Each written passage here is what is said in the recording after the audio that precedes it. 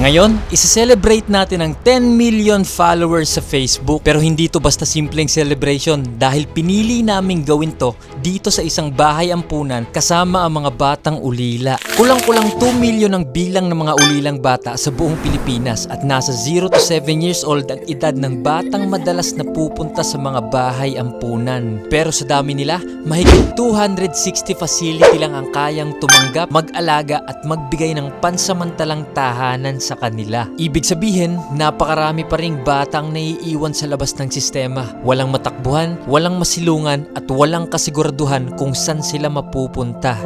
At dito, sa isang bahay ampunan na to sa Cebu, napili naming mag-celebrate ng milestone na naabot natin.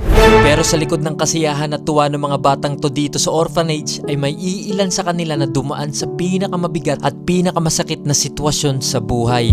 Dahil lang sa mga nakakalungkot na karanasan. Sa murang edad ay napilitan silang mahiwalay sa tunay nilang pamilya. Hindi dahil gusto nila, kundi dahil ito ang naging paraan para sila ay maging ligtas. At ang pinaka-worst pa doon ay marami sa kanilang inabandon na ng magulang, biktima ng maling pagtrato at mga karanasang hindi dapat nararanasan ng isang bata.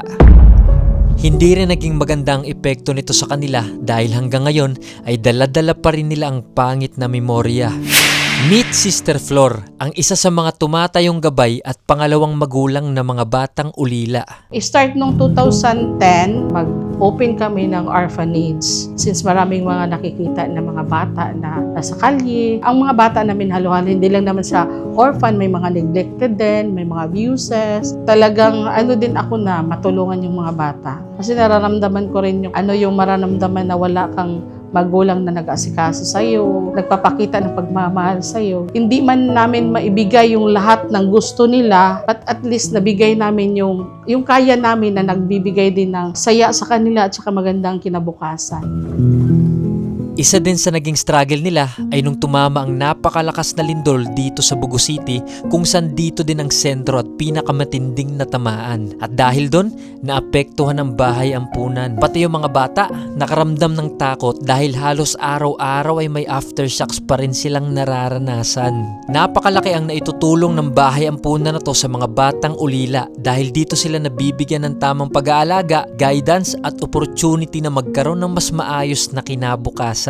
At isa na dito ang mga sisters kasama ng mga staffs na nagsisilbing ama at ina sa mga batang matagal nang naghahanap ng matatawag nilang tahanan. At sa murang edad, natutunan nilang harapin ang mga challenges na kailangan nilang lampasan. Meet Hope, bata pa lang ay iniwan na ng nanay dahil mas pinili nito ang bisyo kaysa sa pag-aalaga sa kanya. Yun, nung bata pa po ako ay pinabayaan po ako ng nanay ko sa mag-isa lang po sa bahay. Tapos papa ko po ay pumanaw na po niya. Yung nanay ko walang pakialam, naglalakwat sa kahit saan-saan at tapos wala siyang pera. Hindi niya po kaya kaming magkakapatid na pag-aaralan kami.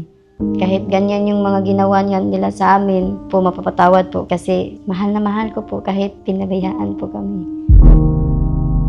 At eto naman si Joy, dahil sa hirap ng magulang ay hindi sila nabigyan ng magandang buhay kaya mas pinili niya na lang na tumira sa bahay ampunan kaysa sa pamilya niya. Yung bata pa po ako, yung tatay ko ay may bisyo. Hindi po nila kami binigyan ng magandang buhay at lalong naghihirap-hirap ang sitwasyon ng mga magulang ko. Mas pinili ko nilang dito na magstay at mag-continue ng mag-aral.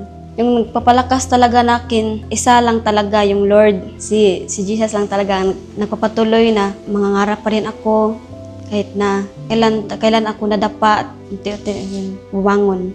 Pangarap ko na makagraduate ng college tapos makahanap ng magandang trabaho. At kung ano mang mangyari sa iyong buhay ay dapat tanggapin mo lang. May purpose kasi lahat. Dapat nating gawin.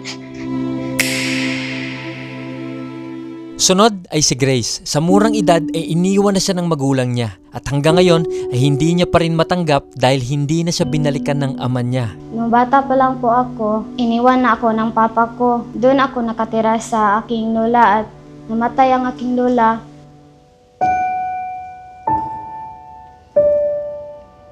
Yung mama ko po namatay na po. Hindi ko matanggap kasi iniwan lang kami niya at naghanap siya ng ibang pamilya. Hindi niya kami inisip. Kinaya ko lahat. kahit masakit po. Kahit gano'n yung ginawa niya sa amin. Kasi mahal na mahal ko po siya. At namimiss ko na po siya. Eto naman si Mercy. Simula pagkabata ay nakaranas na siya ng pagmamaltrato at ang pinakamasaklap ay ang pangit na memorya na naiiwan sa kanya. Simula po kasi nung bata ko, mahilig akong magtago kahit saan para hindi ako makitang umiyak. Lalapit silang dalawa sa akin tapos hingi sila ng sorry kasi para din daw matutunan ko din daw yung kasalanan ko. Hanggang sa nag-high school ako, parang feel ko ampun lang ako, hindi ako nila totoong anak. Sobrang sakit kasi hindi kasi nila alam kung ano talaga yung nararamdaman ko. Hanggang sa kailangan din kunin yung papa ko kasi may kasalanan din siya. May ginawa kasi siyang hindi tama. Tinanong ko na yung sarili ko kung anong gagawin kasi parang nawawala na din ako sa sarili ko kasi lagi na akong umiiyak tuwing gabi. Hindi ko na... Pati yung mama ko hindi alam kung ano yung nararamdaman ko. Hanggang isang araw na pagdesisyonan ko na sabihin sa kanya lahat. Hindi niya din matanggap na ilayo kami kasi mahal niya kasi kami pareho. Bakit kaya nangyari to? Lagi kong tinatanong yun. May tao naman na nagsasabi sa akin na ang tapang ko daw kasi hindi daw ako tuminag, hindi daw ako nadapa. Pero sa totoo, sobrang natinag talaga ako. Sobrang hindi ko alam kung kailan ako tatayo ulit. At sa kabila ng pinakamabigat at pinakamasakit na pinagdaanan nila, itong bahay ampunan ng tumanggap at nagbigay ng importansya sa kanila. Hindi man nabura ang mga hindi magandang karanasan ng mga bata, pero nagbukas naman to ng pinto para magkaroon ng bagong pag-asa dito sa bahay ampunan na ngayon ay tahanan na nila. Pagtapos natin marinig ang nakakalungkot na istorya, ay binigyan naman natin sila ng happiness. Yun, dito na tayo. Grabe, celebrate tayo dito ng ng 10 million followers. Yan, pasayin na natin sila. At eto na nga, binalikan na natin sila at dito ay nakarating na tayo sa bahay ampunan at nakakatuwa dahil mainit ang pag-welcome ng mga bata at staff sa atin. Oh, kamusta? Yung mga bata. Hello. Hello, sister. Welcome again po. Salamat. Nagsimula tayo sa pag-setup at paghahanda ng lahat ng kailangan para sa celebration. Mula sa simpleng decorations hanggang sa mga gifts na magbibigay ng saya sa mga bata. Prepare tayo, setup tayo. Medyo ginawal na tayo sa oras kasi dami pa natin ginawa. God is great para to sa celebration ng 10 million followers natin. Lagi kong inuulit kung hindi dahil number 1 kay Lord. Tapos sa mga nanood sa inyo. Habang nagpe-prepare ay nagpa-games muna tayo sa mga bata. Dito yung mga contestant natin mga bata, tuwan-tuwa, nag-aantay sa games natin yan. Tapos saktong-sakto pala na habang ginagawa natin to, nagsisinulog naman sa Cebu, which is yung paborito nating festival, lagi natin pinupuntahan. Pero this time, binaliwala muna natin yun dahil meron tayong mas importante sa ngayon na dapat pagpukusan. Tapos sakto 10 million follower celebration din. Tapos para sa kanila to, syempre ginagawa natin to hindi para sa sarili, pero para sa mga bata na kagaya na lang nila na nag-aantay na may magpasaya. Iba't ibang laro at kitang-kita ang excitement ng mga batang to, lalo't lahat ay gustong sumali. In 3, 2, 2, go! Ina lang. Okay, shoot. Okay. Last.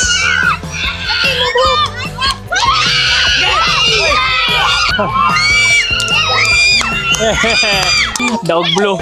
Okay, timer starts now. Yeah, game na.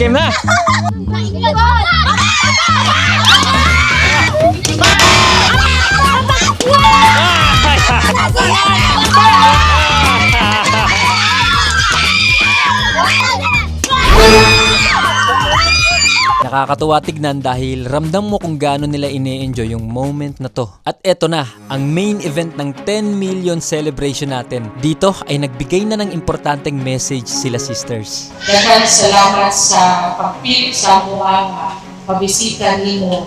Huwag ko nag-expect na buhay ka. Daghang salamat. Thank you so much.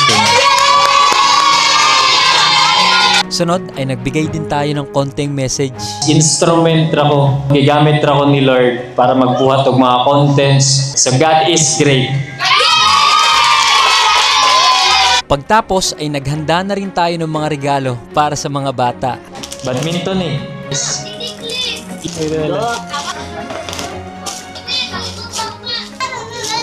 Tuwang-tuwa talaga ang mga bata sa mga gifts na binigay natin. May ilan sa kanila ang napatalon sa tuwa at may napasigaw pa sa sobrang excitement. Di rin napigilan maging emosyonal ng isa sa mga nakatanggap at tuluyang napaluha. Nakakatuwa dahil ramdam mo talaga na sa gantong paraan ay sobrang saya na nila. Nakaka-touch din yung pagyakap ng mga bata. Welcome. Welcome.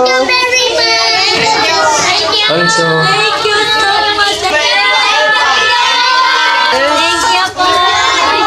At syempre, meron din pala tayong gifts para kina sister at sa buong staffs. Pagtapos ay nagbigay rin tayo ng donasyon through mobile banking sa orphanage bilang dagdag suporta. welcome. Kainan na! Nakakabilib lang din yung mga bata na to dahil nakikita nila ang value ng pagpapahalaga at kahit sa simpleng bagay lang ay talagang na-appreciate nila yung ganap ngayon. Ayun, nabigyan natin sila ng regalo tapos actually random. Tayo mismo nag-isip kasi hindi natin kaya yung budget na mabigatan talaga. Limited lang pero maraming salamat kay Lord kasi lahat nagustuhan. So lahat nagpapasalamat. Bihira lang sila makatanggap ng regalo, hindi palagi. Kaya malaking bagay na may nagbibigay ng regalo sa kanila. Kita naman natin yung reaction. Masarap sa feeling pag mga gantong bagay. Happy 10 million followers sa atin. Next, kumanta rin pala tayo sandali para naman kay Lord. Nung una, simpleng kanta lang sana sa cellphone pero nauwi sa ganto kasaya. Hanggang sa nagsisabayan na ang lahat. Kabisadong kabisado ng mga bata.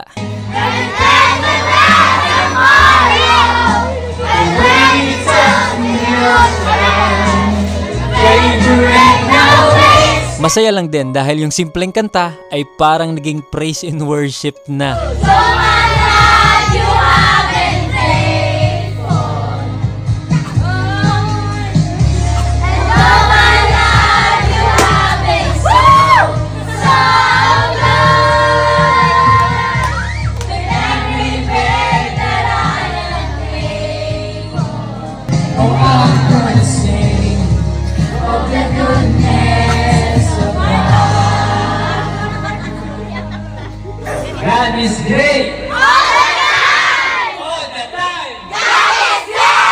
Nakakatuwa dahil sa murang edad pa lang nila ay alam na nila yung mga gantong bagay at dahil pinapalaki din talaga sila ng maayos nila sisters at ng volunteers sa bahay ampunan. Parang sa tingin ko patuloy ay naging highlight ng celebration tong mini concert para kay Lord. At bago natin tapusin ang celebration ay gusto ko muna sa inyo ikwento sandali ang naging journey natin para marating to. Marami sa inyong di nakakaalam ng early days ko sa pag-video pero nagsimula tayo sa mga public pranks noong 2019 na nagpainis at nagpatawa sa viewers natin. Sir. Nanalo ka sa loto, sir. Bigyan mo ako 1 million. Nanalo ka pare? Well, sir, nanalo raw ako, sir. Ilan? 15 million. Ano? Ha? Kaya pare? Sa'yo na. Pera kaya bili tubig. Wala ka pera. Piso, bili akong tubig. 5 na. 5?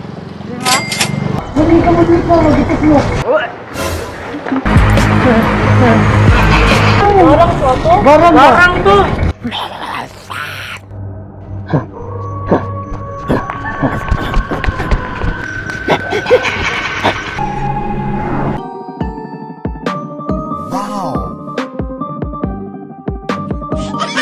Mapatagalog, Bisaya, o... I've been kind of discriminate in my own home country. Some would say like, mukha kang unggoy. I ain't unggoy, I'm Pinoy! Kung inakala mong isang lingwahe lang gayang kawin ni King Lak sa blang, ka na utang na parang kinulam na may sa puso. Social at kindness experiment na nagpaiyak sa milyong-milyong nakapanood. Thank you po, maraming salamat po. You can go to JY Mall. Iinom sana ako ng tubig. Pwede ba kumakain ng barya lang?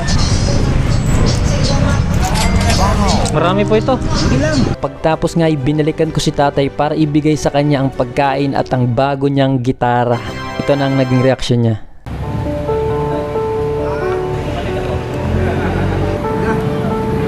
tay. Maraming salamat ha. Tay, testingan mo. Pasensya na, manghihingi sana ako sa inyo ng kanin.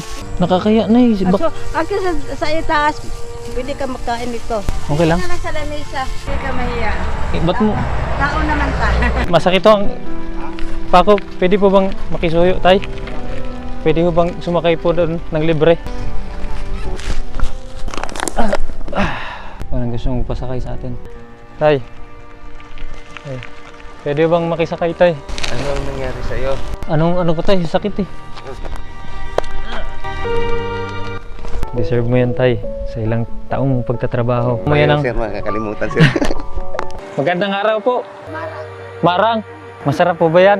Balik sa may sa 15. Dito yan. Ano? Ayan. Ayan. Dito nga ay sinagad na ni tatay ang presyo ng marang. Naawa din ako sa kanya dito dahil tingin ko ay sanay na siyang binabarat ng mga bumibili sa kanya, kaya parang halos ibigay niya na lang sa akin ang prutas. Gusto ko sana tayo kumain. Ang kaso, wala pa akong pera ngayon. Ha? Wala pa akong pera ngayon. Meron? Wala pa akong pera.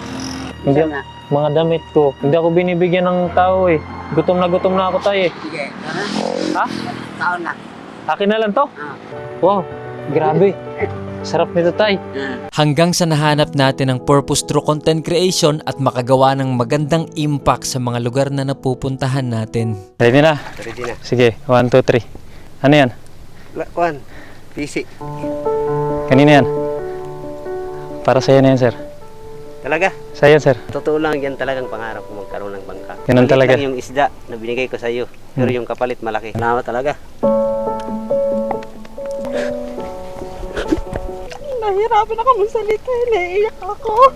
Gumawa ko ng first ever free karinderya para sa lahat. Habang nakapila ay pinapili natin sila ng gusto nilang ulam. Third. Sobrang dami ng pumunta sa free karinderya natin. Sobrang dami ng pagkain at putahe. Kahit piso ay walang binayad. Masarap, madami din. Busog. Oh, salamat. Dito ay tuluyan nang ang dumagsa ang tao para makakain sa karinderya. At halos walang katapusan ng pagdagsa ng mga tao. 3, 2, 1, go.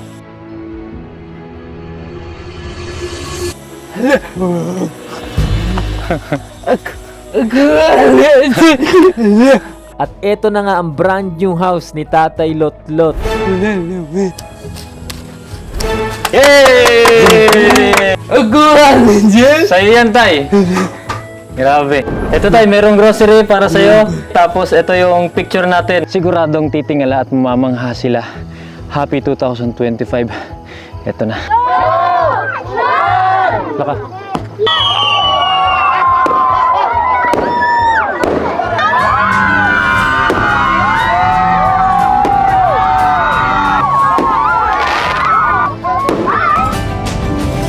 Karoon pa ko nakaaging yan eh.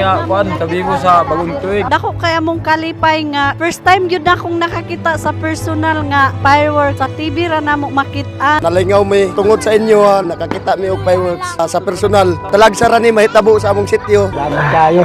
Ano yun nahitabo sir nga sa bagong tuig sa amin. Masaya, sobras kasaya sa katawhan.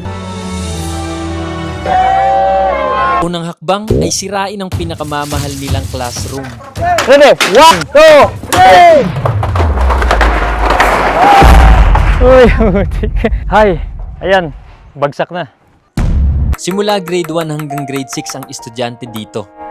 Lahat ay hirap sa buhay pero lahat din ay gustong makatapos para makaahon sa kahirapan. Lahat ng classroom para mas gumanda pa yung iiwan natin sa mga estudyante. Walang biro dahil inabot talaga ng 3 buwan ang paggawa sa mga classroom na to. Pagtapos ng halos 3 buwan na trabaho at hirap, ay dumating na. At eto na nga ang unang classroom. Salamat po. Grabe. Sobrang amazing po talaga na grabe, ito yung ano namin dati, yung Team Bones. Para lang tulungan ng mga operation mo. Sobrang ganda po. Salamat talaga, idol. Halo-halong experience gaya ng iba't ibang tao makakasalamuha mo. May mga genuine, may mga ungrateful, may mga nagtitake advantage, may mga appreciative, may mga masasaya na sa maliit na bagay, meron din namang hindi. Andyan yung iba't ibang kultura, magagandang lugar, mga liblib na bukid na sobrang struggle puntahan. Madami ding nag-aakala na mayaman na tayo at may sariling bahay at mga kotse. Yung totoo, ang napundar ko lang ay ang pagpapatayo ng bahay para sa nanay ko way back 2022 at 23 na pinramis ko sa sarili ko dati pa. Hanggang ngayon ay nangungupahan pa rin yung sinasabi niyong mayamang King Lux. Meron tayong isang pick-up na hanggang ngayon ay hinuhulugan natin dahil di natin kaya bayaran ng full cash. Malayong malayo sa naiisip nyo. Pero di sa akin big deal yan dahil alam kong God will provide. Sabi nila, unahin ko daw muna yung sarili ko bago yung iba. Which is tama naman. Pero paano naman yung mga lugar na pwede sana naming tulungan? Mga buhay at community na nabago natin these past 6 years. Kung inuna ko yung sarili ko long time ago, di ko alam kung meron bang King Lux na nag-exist. Para sa akin, yung yaman ay di lang naman sa dami ng possession at pera. Pwedeng kalusugan, relasyon sa Diyos at kung ano pa. Nataon naman na yung sa akin ay ang paggawa ng impact sa mga naaabot nating lugar. Yung di ka nila makalimutan dahil unang beses nangyari yun sa buhay nila ay kayamanan na para sa akin. Kahit nga isa lang sa 1 milyong nakapanood ng video natin ang ma-inspire na mag-share at tumulong sa deserving ay malaking bagay na. Lalo pa kaya kung mas marami pa. Kung dumating man sa point in Jesus' name na payamanin niya tayo, edi mas masaya dahil ibig sabihin lang ay mas madami pa tayong matutulungan. Bukod dyan ay may iba ding struggle sa atin along the way. Dumating sa point na maraming tumalikod sa akin na tinuring kong kaibigan o mga taong pinagkakatiwalaan ko. Mainly dahil sa magkaiba kami ng prinsipyo sa buhay. Isa na doon ay dahil mas pinili ko ang dignidad. Lagi kong sinasabi na mas uunahin ko ang subscribers, followers at supporters ko dahil sila ang isa sa malaking rason kung ba't andito tayo ngayon bilang content creator. Plus na lang yung magkaroon ka ng mga kaibigan along the journey. Madami na tayong mga pagkakamali sa buhay at mga maling desisyon. Sobra na kung dadagdagan pa natin. Sa mga down moments mo din malalaman kung sino talaga yung tunay na kaibigan o manghihila palalo sa'yo pababa. Also, dahil pinili ko ang dignidad, binuksan ni Lord ang mas marami pang opportunities. Dahil sa desisyon kong yun, ay nalaman kong marami palang paraan para kumita ng pera nang di sinasakripisyo ang dignidad at quality ng content ko. Laking pasalamat ko talaga kay Lord na ginaid at patuloy niya pa tayong ginaguide sa buhay. Dumaan din tayo sa iba't ibang paninira at imbentong kwento. Ang masaklap lang doon ay galing pa mismo sa mga taong minsang pinatuloy, pinakain at pinagkatiwalaan ko. Di lang siguro kayo aware dahil di ko gusto magpo-post ng mga ganyang bagay at ayoko ring umangat ang engagement ng dahil sa mga issue-isyong nangyayari sa akin, pero di alam ng lahat na may problema din tayong kinakaharap personal na mas pinili kong sarilinin at sa Diyos na lang sabihin. Umabot na nga lang tayo ng 10 million followers pero ni isang beses ay di nyo ako nakitang umiyak sa mga content natin at kahit saan siguro. Imbis na issue ang i-upload ay nag-focus na lang tayo sa pag-abot sa mga kababayan nating halos kinalimutan na. Ang masasabi ko lang din ay di ko kailangan i-please lahat. Enough na si Lord at mga solid supporter na nanunood sa mga videos natin. Speaking of support, binigyan din tayo ng Diyos ng power cells at Chifa tires na naniwala kay King Lux. Hindi to sponsored in-appreciate ko lang yung 2 brands na naniwala sa atin lalo sa mga downs ko financially. Sila lang naman yung nakasuporta sa travels ko buong Pinas na talagang nakatulong sa atin. Moving forward, sa lahat ng nangyayari sa akin ay pinagdadasal ko na lang talaga lahat at di rin tayo natatakot kahit saan tayo magpunta at kung anong harapin dahil alam kong protektado tayo ni Lord. Walang kasiguraduhan kung saan tayo dadalhin. Isa lang ang sigurado at yun ang magpatuloy sa purpose. O yan, nalaman nyo na. Balik na tayo sa bahay ampunan. Pagtapos ng kantahan ay pinuno naman nila tayo ng yakap. Parang ayaw pa bumitaw ng mga bata. Naisip ko din kaya ganito sila dahil mas nararamdaman pa nila yung pagmamahal sa ibang tao kaysa sa sariling pamilya. Nakakalungkot isipin yung gantong realidad, lalo't madami sa ating Pinoy ang nakakaranas ng ganto. Ang nakakatuwa dahil inaalagaan talaga ng maayos ang mga bata dito sa bahay ampunan kaya napaka mapagmahal nila. Mas naging meaningful ang pag-celebrate ng 10 million followers milestone natin. Hindi ko in-expect na ganito kasaya. Bukod sa pagbigay ng happiness at tulong sa mga bata ay shinare din natin ang kwento nila sa buong mundo. Kung gusto nyo mag-extend ng tulong o bumisita sa kanila, nasa comment section lahat ng details. Isa to sa mga di ko makakalimutang celebration. At happy 10 million sa ating lahat. God is great. Again, galing sa akin, sa mga nanood, sa mga nag-follow, nag-subscribe sa channel natin, sa page para ma-reach natin tong 10 million. Malaking salamat sa inyo. Number 1 kay Lord, ginawa lang tayong instrumento. At yun, hindi natin ito mararating hindi dahil kay Lord. At sa lahat ng sumuporta, yun, maraming salamat. See you sa next milestone. Peace.